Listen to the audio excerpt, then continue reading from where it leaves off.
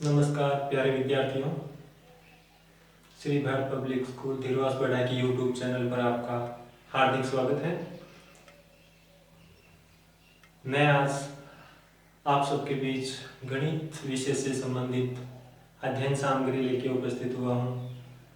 तो आज से हम इस ऑनलाइन प्लेटफॉर्म पर अपना अध्ययन शुरू कर रहे हैं। तो देखिए, आज का अपना टॉपिक है वास्तविक संख्या।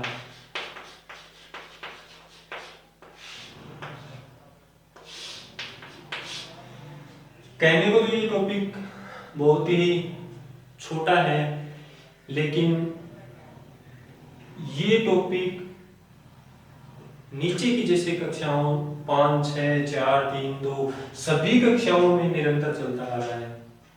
और इस टॉपिक का इतना ज़्यादा महत्व है अपने गणित विषय के अंदर, क्योंकि सभी कक्षाओं में जो भी पहली प्रश्नावलियाँ आती हैं वो सब इसी से रिलेटेड आती हैं। जैसे इसको हम बोलते हैं रियल नंबर।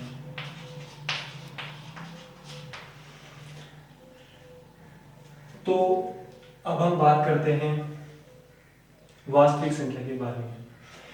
तो वास्तविक संख्या किसका भाग है?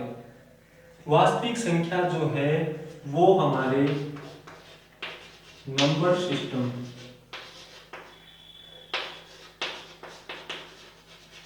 यानी संख्या पद्धति का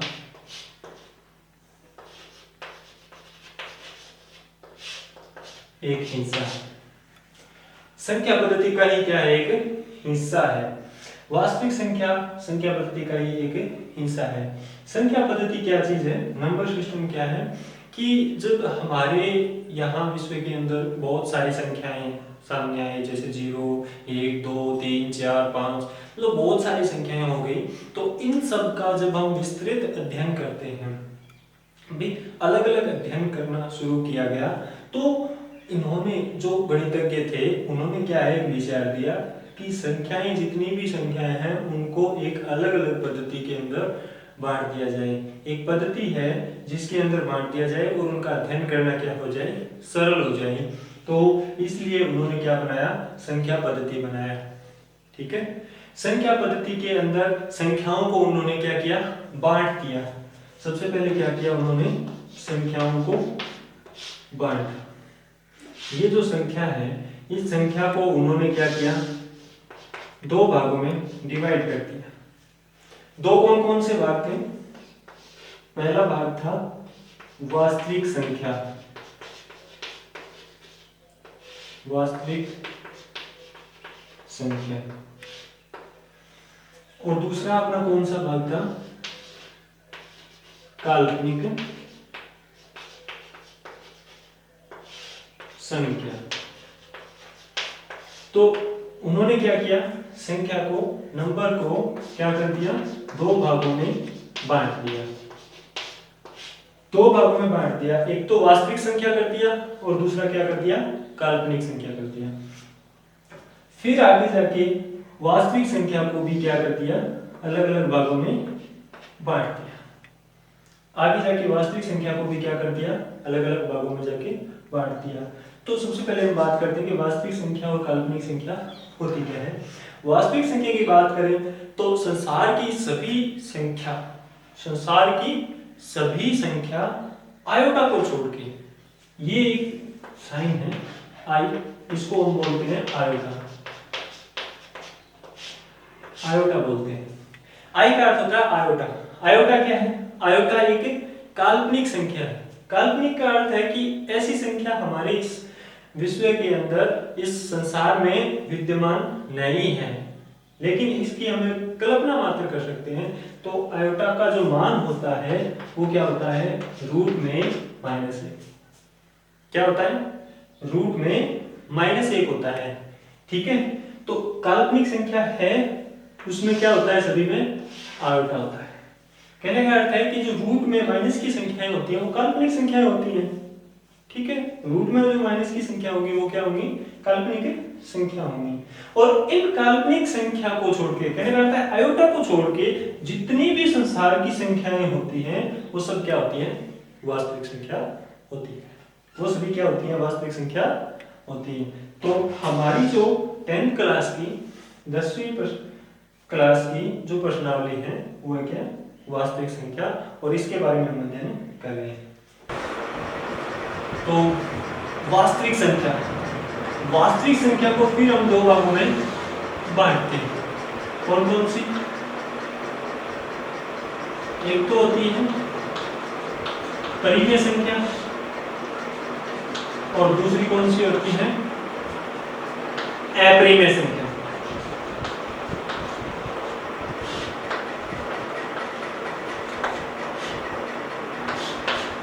परिमेय और अपरिमेय संख्या। तो वास्तविक संख्या को दो भागों में बांटा जाता है, परिमेय और अपरिमेय संख्या। इसी प्रकार से वास्तविक संख्या की जो परिभाषा बन के आती है हमारे सामने वो क्या है कि परिमेय तथा अपरिमेय संख्याओं के समूह को क्या कहते हैं, वास्तविक संख्या कहते हैं। परिमेय तथा अपरिमेय संख्याओं के समूह को क्या कहते हैं, वास्तविक संख्या कहते हैं। अब हम बात करते हैं परिमेय संख्या क्या होती है और अपरिमेय संख्या क्या होती है। परिमेय संख्या की जब हम बात करें तो परिमेय संख्या को हम p/q के रूप में लिख सकते हैं। कहने का अर्थ है ऐसी संख्या जिन्हें हम p/q के रूप में लिख सकते हैं तथा q is not equal 0, q है ये अंश और हर है ना वो 0 नहीं होना चाहिए, q 0 नहीं होना चाहिए। अगर q 0 हो गया तो वो क्या नहीं होगी, परिमेय संख्या नहीं होगी, फिर क्या हो जाएगी, अपरिमेय संख्या हो जाएगी। तो q 0 नहीं होना चाहिए। अब हम बात करें अपरिमेय संख्याओं की, तो अपरिमेय संख्या किसे कहते हैं, ऐसी संख्या जिन्हें हम p/q के रूप में नहीं लिख सकते हैं, नहीं लिख सकते हैं, या फिर क्या हो q 0 हो जाए। अगर q 0 हो गया तो वो क्या हो जाएगी, अपरिमेय संख्या हो जाएगी, और या फिर p/q के रूप में नहीं लिख सकते। तो परिमेय तथा अपरिमेय संख्याएं समझ में आ गई। उदाहरण देके बताएं आपको, तो देखिए जैसे परिमेय संख्याओं की अगर बात करें उदाहरण से, तो कोई भी संख्या जैसे 1/2 है, 3/4 है, 1 है, 2 ये क्यों है, आपके मन में सवाल तो आया होगा कि भाई 1 और 2 ये तो डायरेक्ट संख्या है, इनकी बटा तो नहीं लगा हुआ है, भाग में तो कोई संख्या नहीं है, तो फिर ये परिमेय संख्या कैसे हुई। तो जब ऐसी कोई भी संख्या आपको दिखाई दे तो हमेशा क्या होता है, इसके बटा में 1, इस 2 में 1 का भाग जा रहा है तो ये 1 इसके बटा, 1 की 1 तो बटा में है ही। तो इसी प्रकार से माइनस के 3/4 है, मतलब कोई भी संख्या हो जिन्हें हम p/q के रूप में लिख सकते हैं वो सारी संख्याएं क्या आएंगी, परिमेय संख्या होंगी, वो सभी संख्याएं क्या होंगी, परिमेय संख्या होंगी। अब बात करें मैं अपरिमेय संख्याओं की, तो इनका एक बहुत अच्छा उदाहरण है मेरे पास। आप कभी नहीं भूल पाओगे कि अपरिमेय संख्याएं कौन सी होती हैं। अपरिमेय संख्याएं आप जानते होंगे, अभाज्य संख्याओं, अभाज्य संख्याओं का वर्गमूल, अभाज्य संख्याओं का वर्गमूल सदैव क्या होता है, अपरिमेय संख्या होता है। अभाज्य संख्याओं का वर्गमूल सदैव क्या होता है, अपरिमेय संख्या होता है। याद रखना, जैसे √2, √3, √5 ये सभी क्या हैं, अपरिमेय संख्या है। ये सभी क्या है, अपरिमेय संख्या है। क्यों है, क्योंकि 2, 3, 5 ये सभी संख्याएं अभाज्य संख्याएं हैं, और अभाज्य संख्याओं का वर्गमूल सदैव क्या होता है, अपरिमेय संख्या होता है। अच्छा, इसके साथ एक उदाहरण ये भी, क्या ये पाई, पाई परिमेय संख्या है या फिर अपरिमेय संख्या है? पाई सदैव क्या होती है? अपरिमेय संख्या होती है। क्यों होती है? क्योंकि पाई का जो मान होता है वो क्या होता है?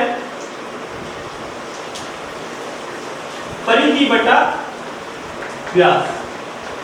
किसी भी वर्ग की परिधि और व्यास का जो अनुपात होता है वो क्या होता है? पाई होता है। तो पाई का मान है वो परिधि बटा व्यास होता है, इसलिए ये क्या है? अपरिमेय संख्या है। ठीक है। अब हम मानते हैं कि सर पाई क्या होती है? 22/7 होती है। पाई का मान 22/7 नहीं है। पाई का मान है वो 22/7 नहीं होता है। एग्जैक्ट मान 22/7 नहीं होता, 22/7 के आसपास होता है, इसलिए हम क्या मान लेते हैं? 22/7 मान लेते हैं। तो आपको सीधा सा पूछ लिया जाए कि पाई क्या है, तो क्या बताओगे? अपरिमेय संख्या है। ठीक है। अगर आपको इस प्रकार से क्वेश्चन दे दे कि पाई का मान है 22/7, तो पाई क्या है? परिमेय या अपरिमेय? तब क्या कहोगे आप? तब परिमेय होगा। क्यों? तब क्या कर रहा है? पाई एक सिंबल की तरह काम कर रहा है, एक प्रतीक की तरह काम कर रहा है, जिसका मान क्या है? 22/7 है। एक चर की तरह काम कर रहा है, जिसका मान क्या है? 22/7। ठीक है। तो ये बात थी परिमेय और अपरिमेय संख्याओं की। समझ आ गई होगी।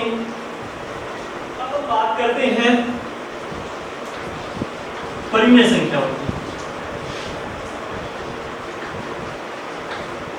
ये छोटी छोटी बातें हैं जो आपको पहले 8वीं, 7वीं, 6वीं, 9वीं कक्षा के अंदर पढ़ाई गई थी। आज हम दोबारा से इन बातों को याद कर रहे हैं, क्योंकि ये चीजें हैं, यही अपने इस गणित का आधार है। तो इन चीजों को अगर हम सही तरीके से पढ़ लेंगे, अध्ययन कर लेंगे, तो आने वाले जो प्रश्नावलियां हैं उनमें हमें कोई भी प्रॉब्लम नहीं आएगी। तो परिमेय संख्या के कितने प्रकार होते हैं, या फिर परिमेय संख्याओं में कौन कौन सी संख्याएं शामिल होती हैं, उनके बारे में अपन अध्ययन करते हैं। परिमेय संख्या वह संख्या होती है जिन्हें हम P/Q के रूप में लिखते हैं, और Q क्या नहीं होना चाहिए? 0 नहीं होना चाहिए। ठीक है। अब बात करते हैं कि परिमेय संख्याओं में कौन कौन सी संख्याएं शामिल होती हैं। कौन कौन सी होती हैं भाई? परिमेय संख्याओं में एक नंबर पर बात करें तो वो होती है प्राकृतिक संख्या। प्राकृतिक संख्या जिसे हम क्या बोलते हैं? नेचुरल नंबर भी बोलते हैं। क्या बोलते हैं? Natural number. इसको n से दर्शाते हैं। इसका सिंबल क्या होता है? n होता है। और ये कौन सी संख्याएं होती हैं? ये होती हैं 1 से शुरू होकर और धनात्मक अनंत तक की संख्याएं। 1 से शुरू होकर धनात्मक अनंत तक की सभी संख्याओं को क्या कहते हैं? प्राकृतिक संख्या कहते हैं। ठीक है। अब बात करते हैं हम, इसमें एक क्वेश्चन बनता है, एक प्रश्न बनता है कि सबसे छोटी प्राकृतिक संख्या कौन सी होती है? तो क्या बताओगे? 1 होती है। सबसे छोटी प्राकृतिक संख्या क्या होती है? 1 होती है। 2 नंबर पर बात करें तो क्या होती है? पूर्ण संख्या। 2 नंबर पर बात करें तो क्या होती है? पूर्ण संख्या, जिसे हम किससे दर्शाते हैं? W से। किससे दर्शाते हैं? W से।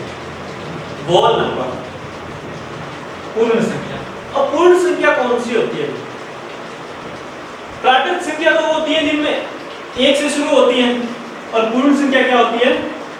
इनमें 0 भी शामिल होता है।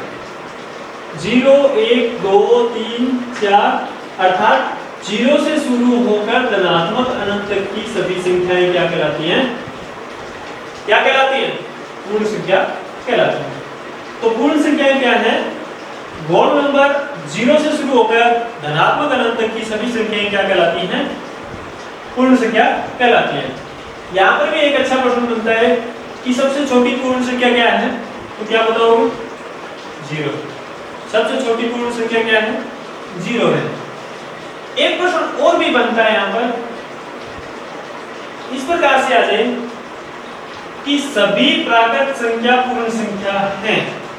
सभी प्राकृत संख्या पूर्ण संख्या है, यह बात सत्य है, असत्य है? तो क्या है? यह बात सत्य है। क्यों? क्योंकि जितनी भी प्राकृत संख्याएं हैं वो सभी प्राकृत संख्याएं किसमें भी हैं? पूर्ण संख्या में भी हैं, बल्कि पूर्ण संख्या में एक शून्य भी ज्यादा है। ठीक है, तो सारी की सारी प्राकृत संख्याएं क्या होती हैं? पूर्ण संख्या होती है। ठीक है, अब 3 नंबर पर क्या आता है?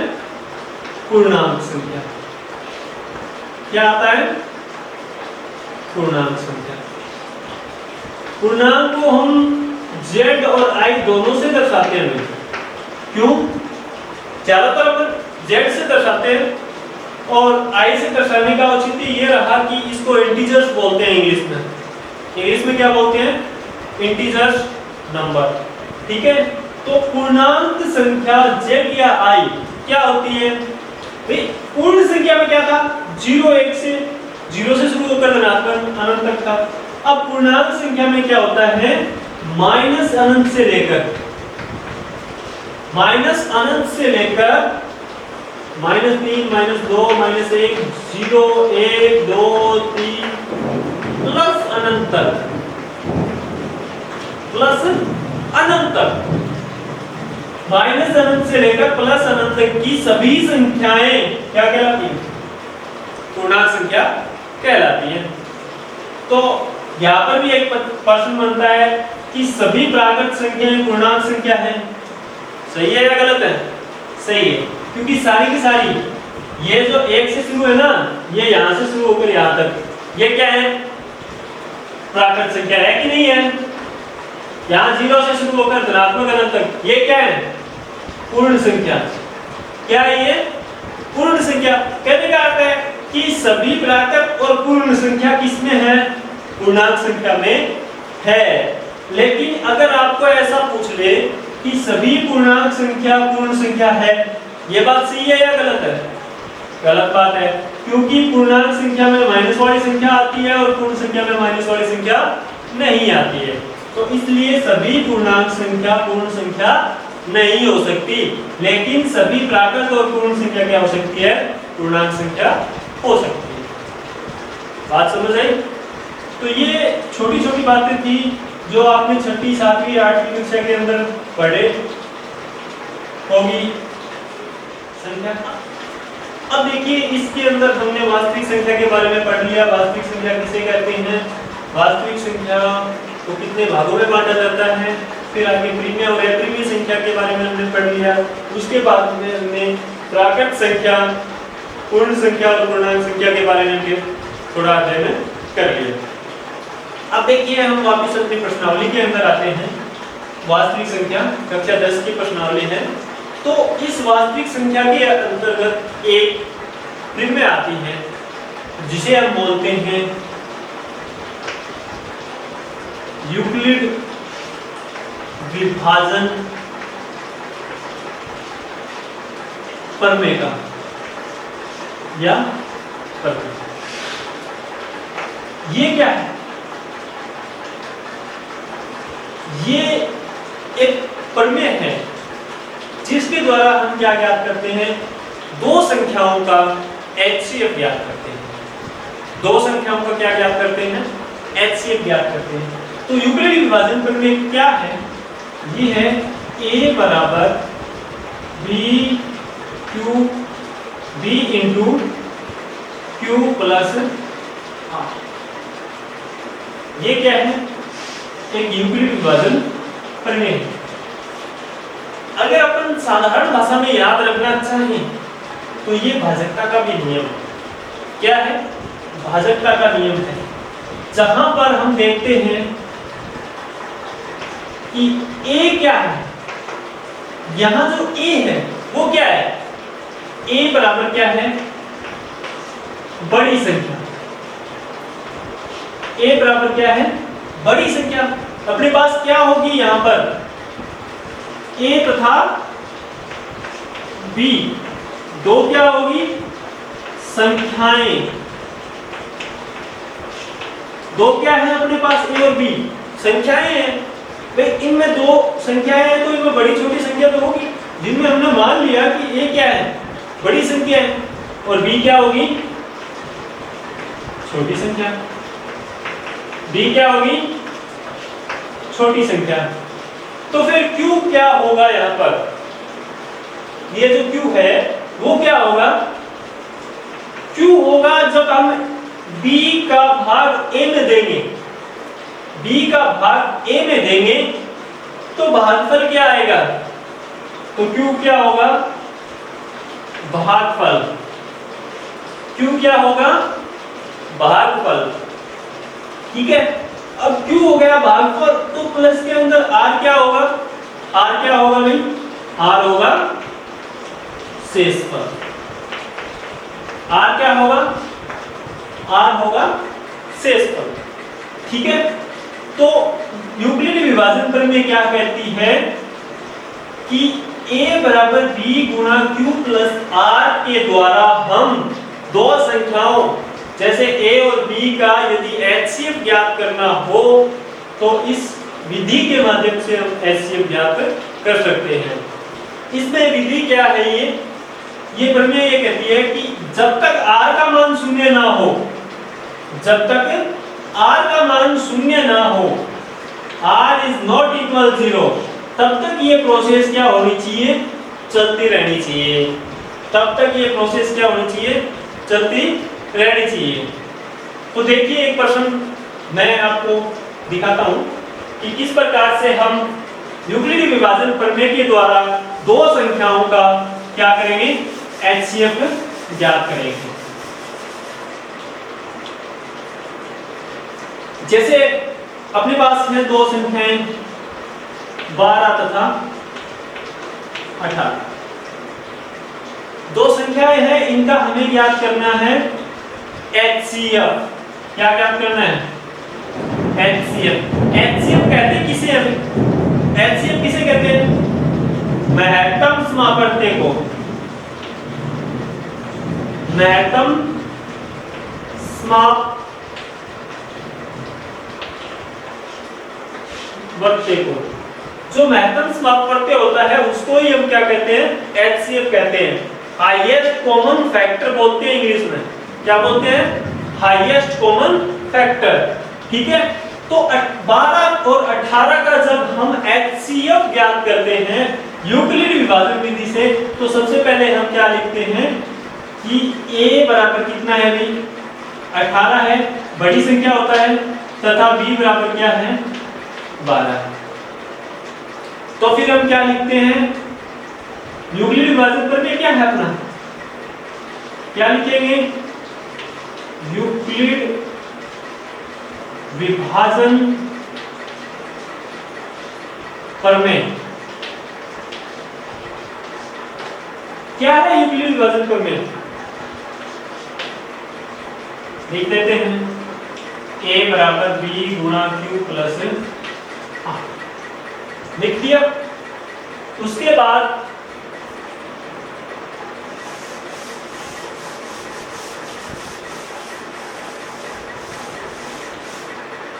हमने प्रमेय लिख दिया। उसके बाद मान रखने पर क्या करेंगे? हमें मान रखने पर, तो जब हम A का मान रखेंगे 18 और B का मान रखेंगे 12, तो 12 का भाग 18 में कितनी बार जाएगा? एक बार जाएगा। कितनी बार जाएगा? एक बार। और प्लस में R का मान क्या रहेगा? 6। कितने शेषफल रहे? 6 शेषफल रहा। तो हम क्या लिखेंगे यहां पर? R is equal 6। R किसके बराबर है? 6 के बराबर है। Not equal 0। क्या है? 0 के बराबर नहीं है तो 0 के बराबर नहीं है अभी तक, तो क्या लिखेंगे? A का मान क्या हो जाएगा? जो B का मान है वो A का हो जाएगा। B का मान कितना है? 12, वो A हो गया, तथा b का मान क्या हो जाएगा, b का मान अब क्या हो जाएगा, जो r का मान है, r का मान कितना है 6। फिर हम पुनः क्या करेंगे, वही यूक्लिड विभाजन प्रमेय लगाएंगे। किस प्रकार से कि 12 a की जगह क्या रख दिया 12, b की जगह कितना हो गया अपना 6। फिर वही 6 का भाग देंगे 12 में, कितनी बार जाएगा 2 बार। कितनी बार जाएगा 2 बार। तो प्लस में क्या शेष रहा 0। अब भाई प्लस के अंदर 0 आ गया तो r इज इक्वल क्या हो गया 0 है, तो b is equal HCF equal 6। कहने का अर्थ है r बराबर 0 हो गया, तो जिसमें r बराबर 0 हुआ है उसमें b का मान जो है ना वही क्या है अपना HCF है। इसमें b का मान कितना है 6, तो ये HCF कितना हो गया b बराबर HCF बराबर 6। अब क्या लिखोगे,